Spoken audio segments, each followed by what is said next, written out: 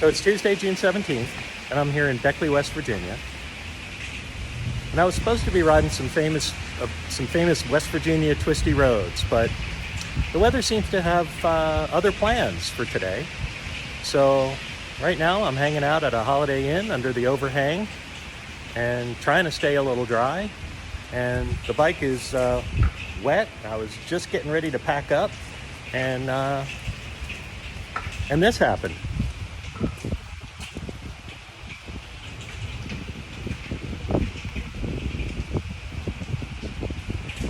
So there's a lot of water coming down, and I'm just gonna wait.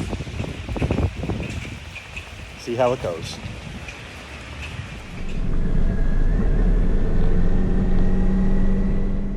Well, it did clear up and I hit the road. Today's a day I've been really looking forward to. My ride would take me deep into Kentucky coal country, through dramatic landscapes, small towns, and up and over one of the most exciting roads of the entire trip, the Dragon Slayer. And today's meandering took me 201 miles, from Beckley, West Virginia to Harlan, Kentucky.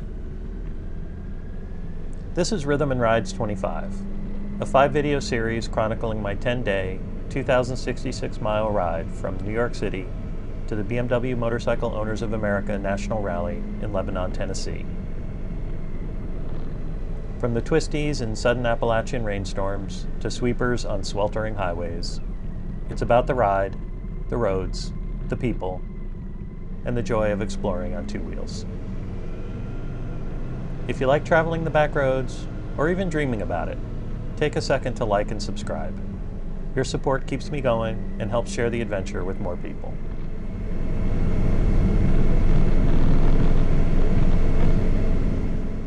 My original plan was to take all back roads from Beckley down to Appalachia, Virginia.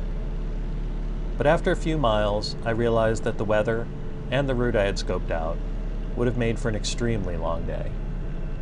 And I didn't want to be exhausted when I rode the Dragon Slayer later. So I rerouted to start the day on I-77.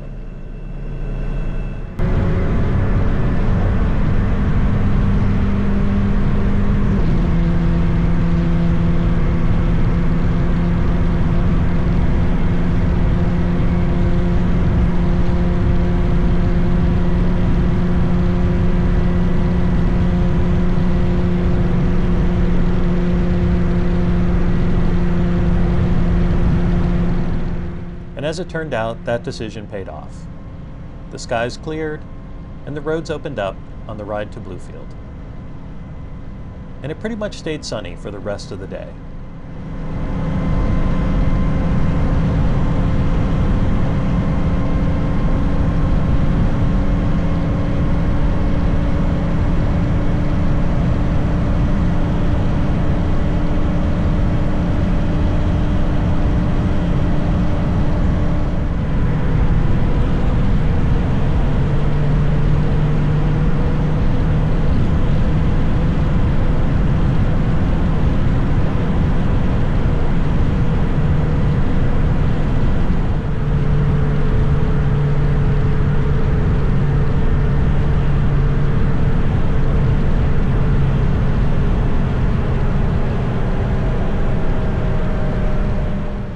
Done with the interstate, I followed along US 52, 460, and 19.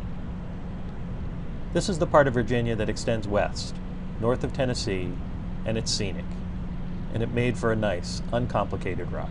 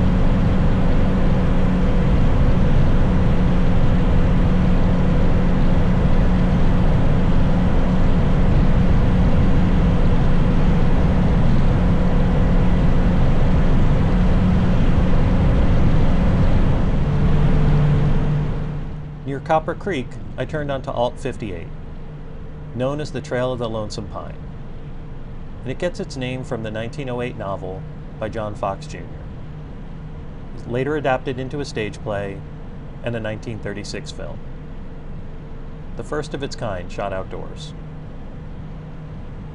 The story is set in the Cumberland Mountains of Western Virginia and tells a tale of romance, feuding families, and Appalachian life. Riding it, you can feel the echoes of that heritage in the hills, and the towns, and the ridgelines. It's a beautiful stretch of road.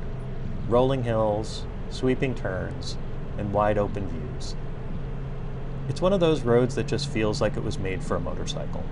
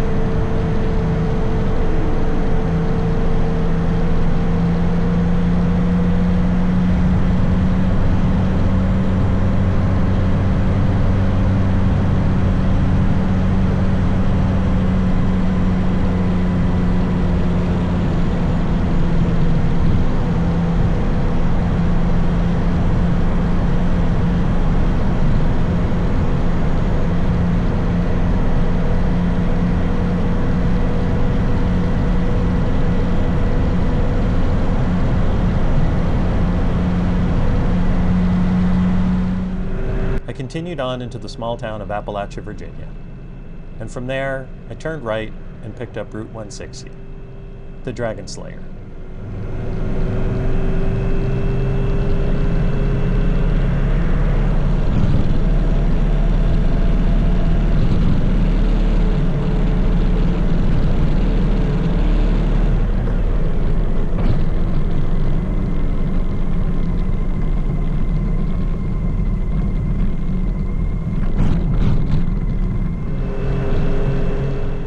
It's a wild stretch of road between Appalachia and Lynch, Kentucky, filled with tight hairpins, switchbacks, and blind corners.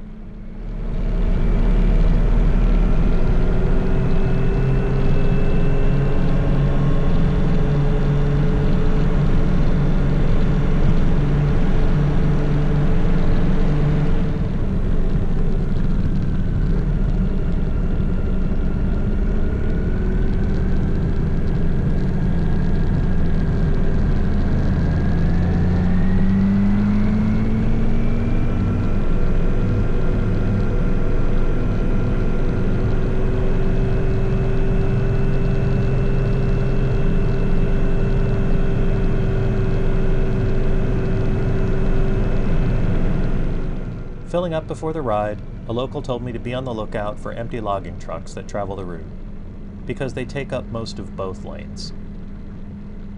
Thankfully, traffic was light, and I didn't run into one of those trucks around any of what seemed like 1,000 blind corners. I did have a pickup in front of me during the first mile or two, but he pulled over and let me pass.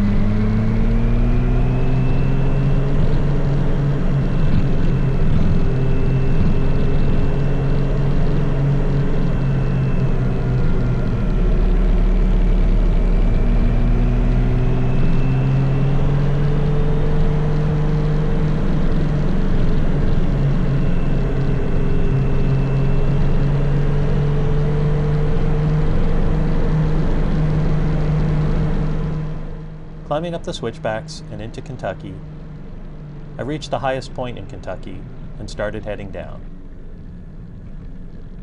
And the ride down was just as beautiful as the ride up.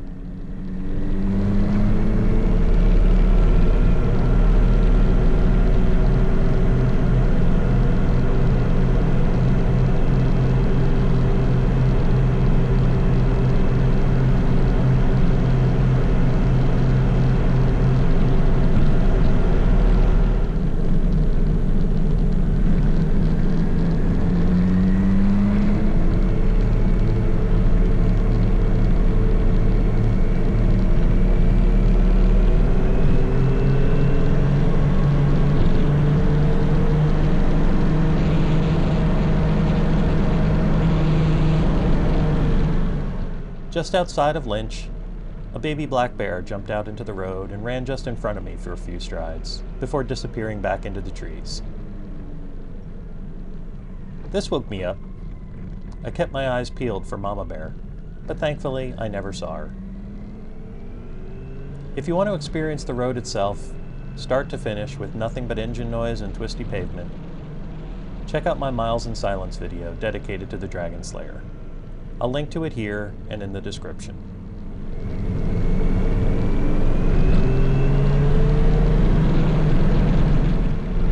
I pulled into the Backroads of Appalachia Welcome Center in Lynch, home base for the Dragon Slayer. They have great stickers and t-shirts, and the folks inside were incredibly welcoming. I highly recommend to stop if you're in the area. They took this picture of me at the Dragon Slayer sign. There's also a mining museum nearby and underground mine tours that offer a look into the history and grit of this region.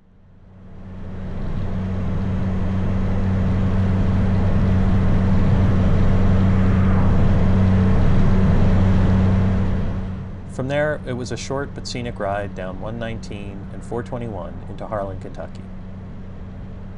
Dinner at El Chorito, a Mexican steakhouse, great food, an ice-cold beer, and a relaxing walk to and from the hotel along the town's Greenway Park.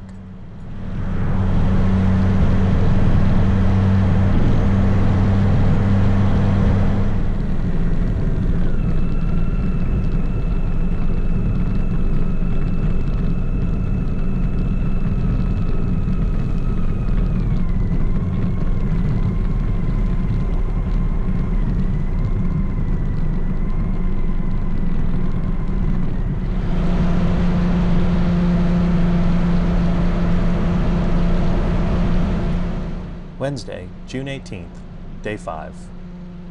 The ride started with a light drizzle, but nothing too intense.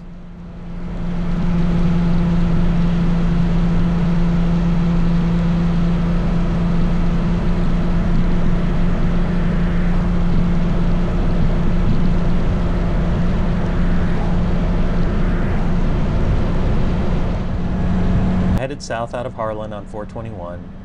I was looking for 987 on the right. Unfortunately, it was on the left and I missed it.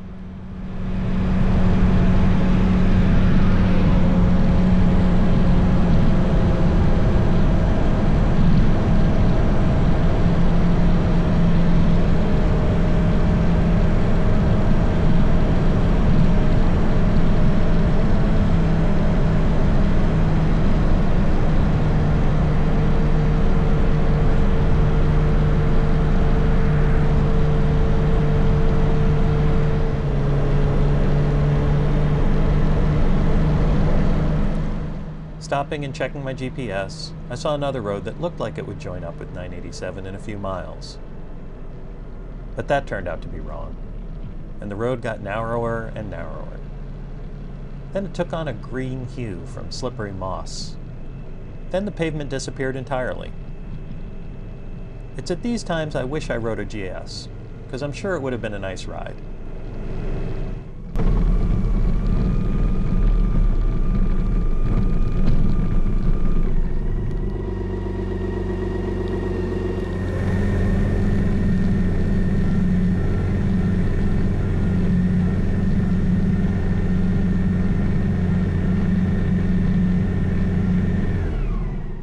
Instead, I turned around and headed back.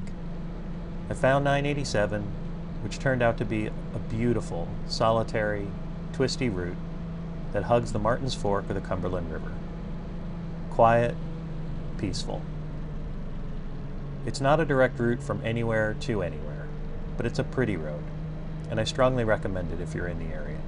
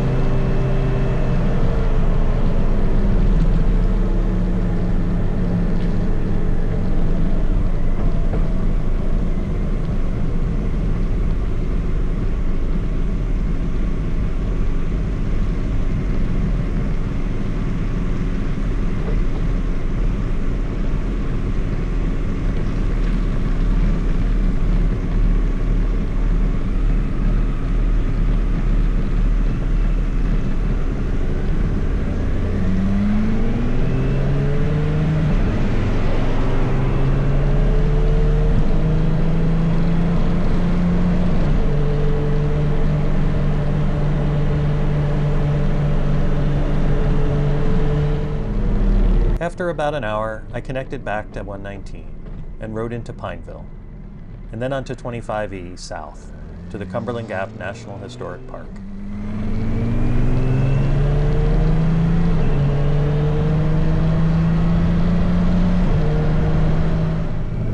I'd ridden here last year, but when I visited the park, I didn't have my national park passport then.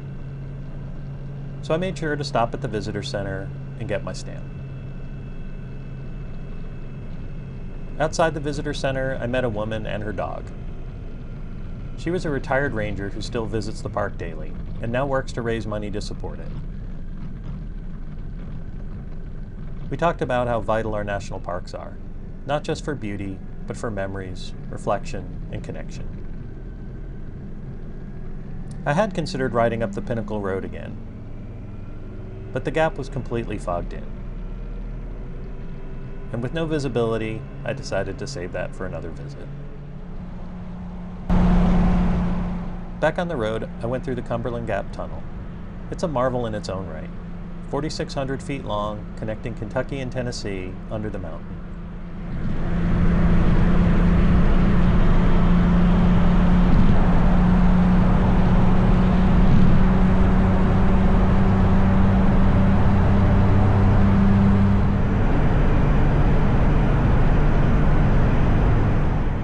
As I went through the tunnel, I thought about the settlers heading west.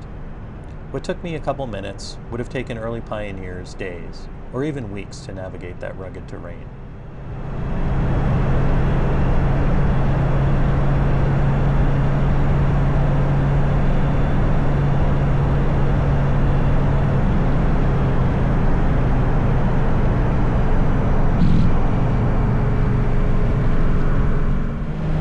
From there, I took Route 63 to 25W, then jumped on Interstate 75, and I stopped in Rocky Top, Tennessee for lunch at a Subway.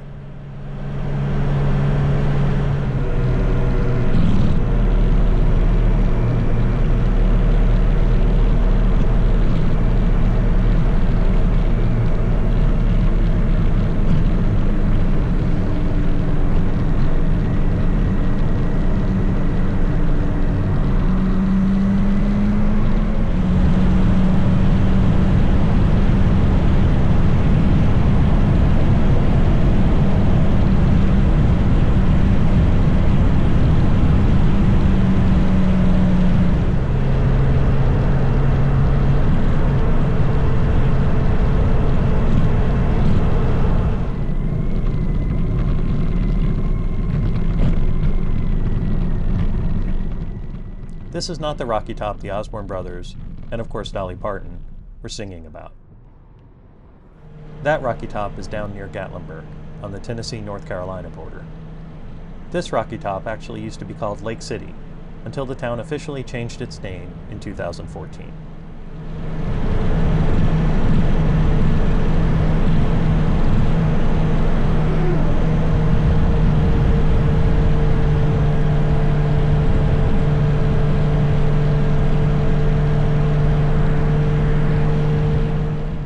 Dutch Valley Road and Route 61 took me across the Tennessee hills to Emory Gap, where I joined up with Interstate 40 for the final leg to Cookeville.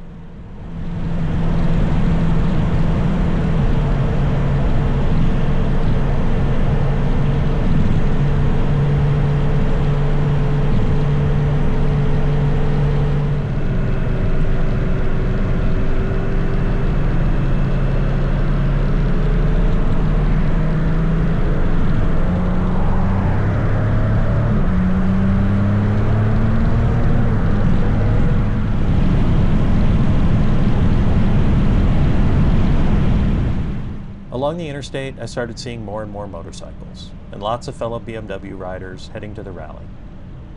We played a little game of highway leapfrog, waving and nodding as we passed each other.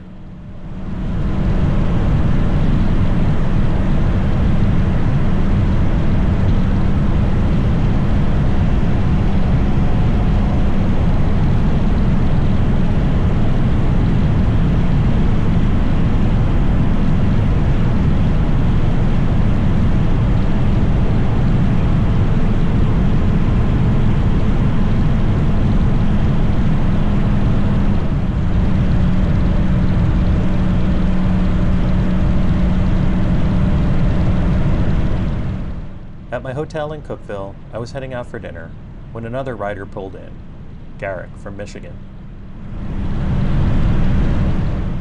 It was his first BMW rally, and in a funny twist, we ended up camped near each other at the fairgrounds the next night. Dinner was at the Olive Garden. I admit, I do like their salad.